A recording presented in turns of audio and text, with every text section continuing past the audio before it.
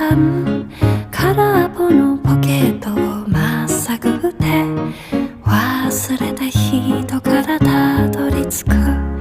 予約は一つもありません。森の小さなレストラン、空席だらけのランチ時、小鳥がパタパタ笑ってる。チュルチュンチュンチュンチュンチュンチュルチュン。